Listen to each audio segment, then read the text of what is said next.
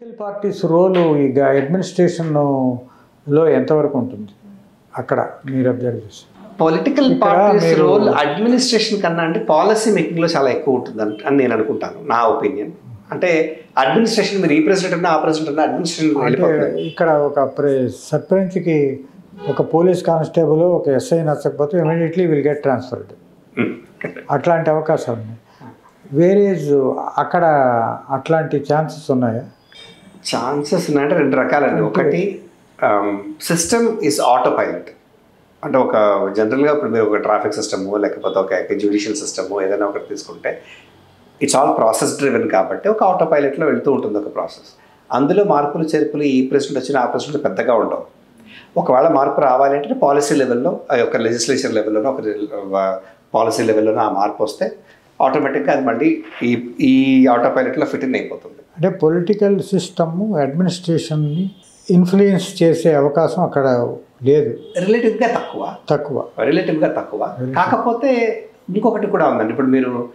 ఇప్పుడు వైట్ హౌస్లో టీమ్స్ మారుతూ ఉంటాయి. ఫర్ ఎగ్జాంపుల్ అంటే అగైన్ మనం కామన్గా న్యూస్లో చూసిన ఇన్ఫర్మేషన్ నేను చెప్తున్నాను మీకు ఇక్కడ. బట్ ఇప్పుడు స్ట్రెంగ్త్ టైప్ ఆఫ్ టీమ్స్. ఇప్పుడు ఒక అడ్మినిస్ట్రేషన్ కొత్త అడ్మినిస్ట్రేషన్ వస్తుంది, వాళ్ళ సపోర్టర్స్ ఒక టీం ఫామ్ చేసుకోవడం. కానీ అది కూడా అఫీషియలే.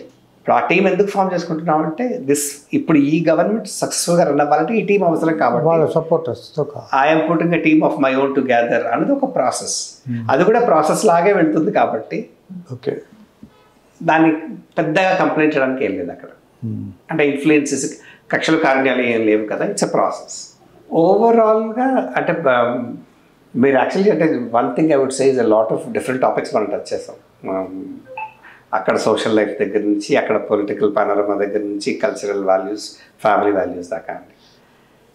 One thing I'm happy about ఈరోజు నేను నిలబడి వెనక్కి చూస్తే ఇదివరకు అమలాపురం నుంచి హైదరాబాద్ రావడానికి ఒక జర్నీ అనుకుంటే ఇప్పుడు హైదరాబాద్ నుంచి అమెరికా వెళ్ళడం కూడా ఒక జర్నీ అంతే. It's not anything beyond that. Access చాలా బాగా పెరిగిపోయింది అందరికీ.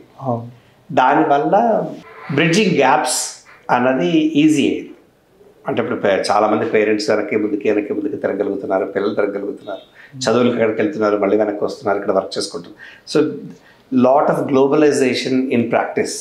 అది ఇంతకుముందు మనకి అంత చూడలేదు లాస్ట్ 2 decades ముందర. ఇప్పుడు పర్టికులర్గా అది చాలా పెరుగుతోంది. ఇప్పుడు ఐఎమ్ ఆల్సో సీయింగ్ అంటే ఇప్పుడు పిల్లలు చదువుకుని going back and giving back to the country అనే ఒక కాన్సెప్ట్లో కూడా పిల్లలు వస్తున్నారు. ఇప్పుడు ఇక్కడ నుంచి వచ్చిన పిల్లలకు చదువుకుంటున్నారు, మళ్ళీ వెనక్కి వచ్చి జాబ్లు ఇక్కడే చేసుకుంటున్నారు. Because they want be home.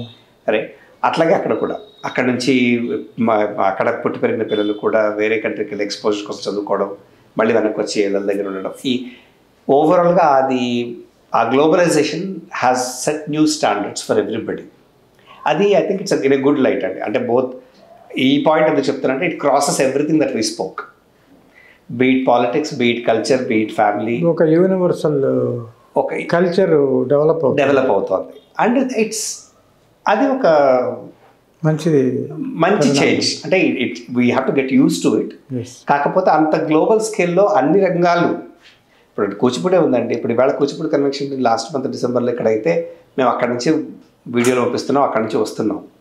ఒక చిన్న ఒక రీజనల్ ఆర్ట్ ఫామ్కే అంత గ్లోబలైజేషన్, అంత విజిబిలిటీ ఉన్నప్పుడు think of the country, right? ప్రతి యాంగిల్లో, ప్రతి ఆస్పెక్ట్లో విజిబిలిటీ, ఎక్స్పోజర్.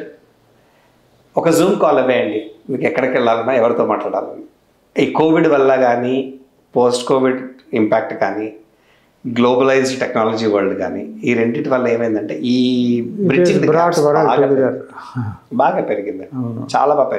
మేము ఇన్ఫ్యాక్ట్ కూచిపూడిలో మేము డాన్స్ చేసినప్పుడు we came all the way US నుంచి 70 of dancers we came and traveled across multiple cities in Chennai in different temples-లో పర్ఫామ్ చేశారు.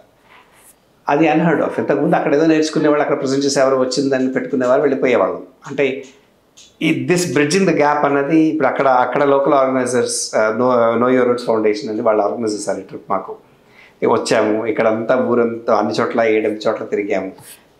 ఎలా అంటే ఓ బస్ వేసుకుని ఒక 10 రోజులు వెళ్ళినట్టే, ఓ రోజు పర్ఫామ్ చేయడం, ట్రావెల్ చేయడం, న్యూ ఎక్స్పీరియన్స్.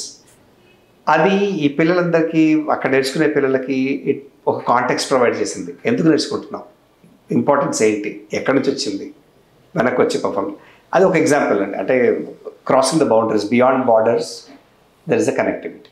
కొత్తగా అంటే మేజర్గా మార్పు లేదండి. అంటే మీరు అడిగిన గోల్స్ ఆల్రెడీ ఎస్టాబ్లిష్ చేసుకుని కొంతవరకు ఆ ట్రాక్లో ప్రయాణం ఆల్రెడీ నడుస్తోంది. ఏంటి గోల్? ప్రొఫెషనల్ లైఫ్లో making a difference, impact in patient lives అన్నది నాకు చెప్పారు కదా మీరు, ఫస్ట్ నా జర్నీ అక్కడ స్టార్ట్ అయింది. సో దట్ వాజ్ అది పారామౌంట్. దాంట్లో మనం ఏదో ఒక యూనివర్స్లో ఒక మినిస్ట్రీ లాగా మనం పార్టిసిపేట్ చేయగలిగిన that's a big achievement. Cancer పూర్తిగా నయం అయ్యే రోజు వస్తుందంటారా? నాట్ ఫార్ అండి, ఎందుకంటే వస్తుంది. ఎందుకంటే అట్లీస్ట్ ఐఎమ్ వెరీ ఆప్టిమిస్టిక్.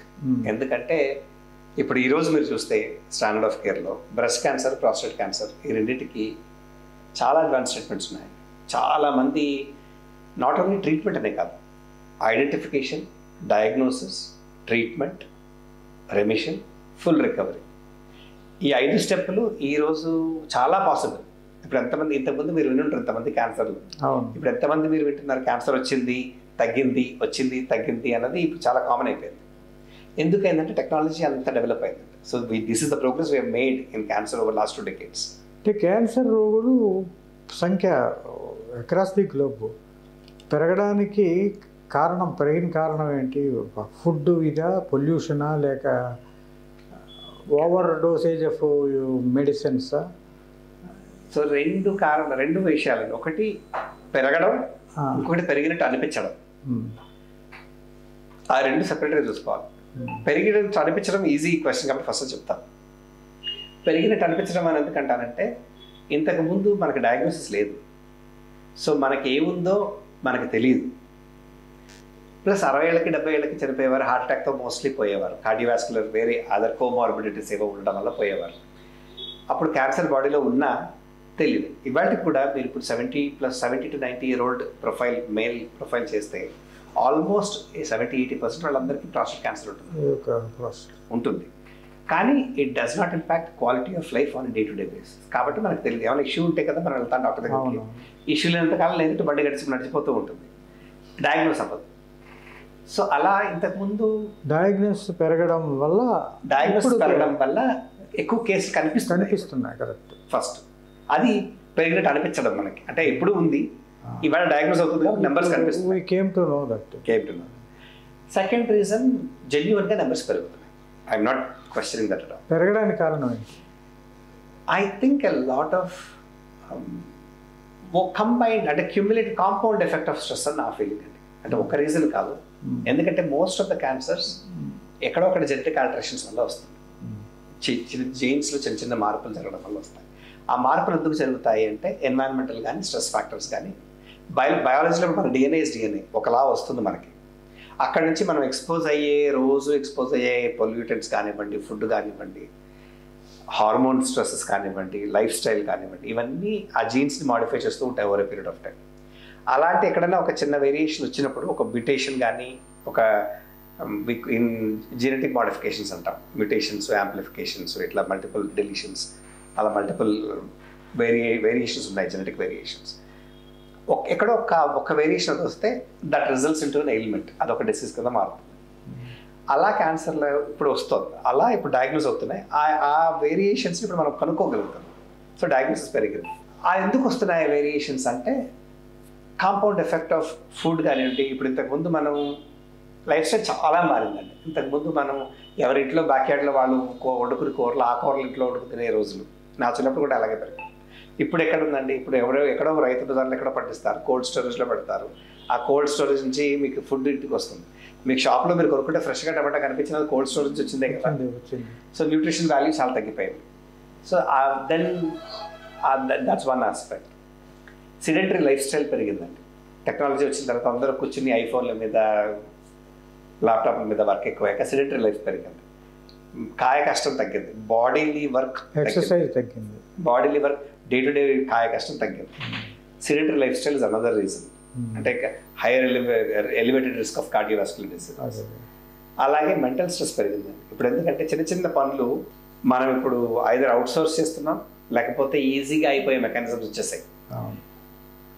చిన్న చిన్న పనులన్నీ ఎవరో చేస్తుంటే మనం అంతకన్నా పెద్ద పని చేయాలి. Mind has to work even exponentially stronger. What ever can be automated ఇవాళ రోజు మన ఎఫర్ట్ ఏంటంటే ఏది ఆటోమేట్ చేయగలిగితే ఆటోమేట్ చేసేస్తున్నాం. ఇప్పుడు ఇల్లు తుడుచుకోవాలి, ఇప్పుడు వాక్యూమ్ క్లీన్స్ వచ్చేసాయి, అవును ఇల్లు తుడుచుకునే పని తగ్గింది, ఆ టైం ఇంకొక దగ్గర పెట్టాలి. అవును రైట్? ఇలా ఏంటంటే మైండ్ మీద the amount of thinking, the amount of creativity you need to have is so modern life effects, modern life changing. Right? ఈ పారామీటర్స్ అన్నీ can at some point or the other can cause stress. అది ఎలా manifest అవుతుంది అన్నది perhaps through the genetic modifications. అంటే ఒక single పాయింట్గా దీనివల్ల వస్తుందని చెప్పడానికి లేదు, a combination of all these different factors. So overall wellbeing మీద ఫోకస్ పెట్టుకుంటే వచ్చినా తట్టుకోవచ్చు. ప్లస్ లైఫ్ స్పాన్ పెరిగింది కాబట్టి యూ షుడ్ ఎక్స్పెక్ట్. ఇప్పుడు 70 years వచ్చిన తర్వాత నాకు ప్రాస్టేట్ క్యాన్సర్ ఉండకూడదు, అప్పుడు కూడా జబ్బు రాకూడదు అంటే బాడీ మిషనే కదండి, 100 ఏళ్ళు బతికే మిషన్. మీరు టీవీ గట్టిగా 4 ఏళ్ళు పనిచేస్తే టీవీని కూడా పనిచేయట్లేదు. తర్వాత ప్రాపర్టీ 70 years మీరు ఒక మిషన్ని రన్ చేసినప్పుడు you should expect wear and tear. Are we taking enough care to maintain it longer? So, thank you very much, sir. Thank you, Andy. Thank you for the opportunity. Nice talking to you. Yes. Channel ki pilchiనందుకు కృతజ్ఞతలు. Ayyo, you are always welcome.